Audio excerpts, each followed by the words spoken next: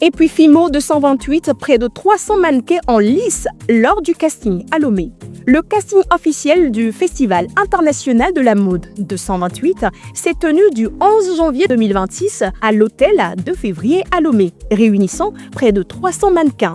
Les participants venaient du Togo et de plusieurs pays de la sous-région, dont le Burkina Faso, le Bénin et la Côte d'Ivoire. Alors, nous sommes à la 13e édition du FIAS FIMO 228 et aujourd'hui, nous faisons un casting pour répéter les meilleurs mannequins qui vont défiler du 24 au 28 février prochain. Et les critères sont, par exemple, pour les hommes, c'est à partir de 1,85 m et pour les filles, à partir de 1,75 m sans talons. Le casting FIAS FIMO, c'est un tremplin pour les mannequins parce que si tu es mannequin, tu es obligé de passer par des castings et c'est là que tu vas aussi avoir de l'expérience de comment ça se passe réellement. Et puis, il y a certains mannequins aujourd'hui qui ne font pas partie d'une agence de mannequins. Ils peuvent rapidement être recrutés dans nos différentes agences de mannequins, que ce soit ici. Et comme vous savez que le FIMO s'est installé aussi en France, il y a de cela 3 ans.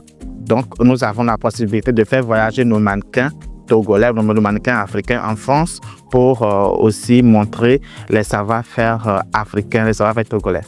À l'issue de cette sélection, 50 mannequins seront retenus pour la suite du festival.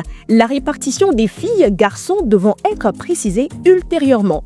Le jury, composé de figures de la mode et de la culture, a évalué les candidats dans une ambiance professionnelle avec le soutien du sponsor IAS. Cette occasion aujourd'hui nous permet de pouvoir nous positionner une fois encore et également mettre en valeur l'écosystème de la mode et encore de la culture et également de la couture en réalité. Vous devez noter que cet événement est donc un événement IAS, d'où donc le nom IAS FIMO 228, qui a déjà pris en l'envol depuis quelques années déjà et continue de se positionner, de s'asseoir en fait sur la scène nationale et internationale donc togolaise et pourquoi pas africaine.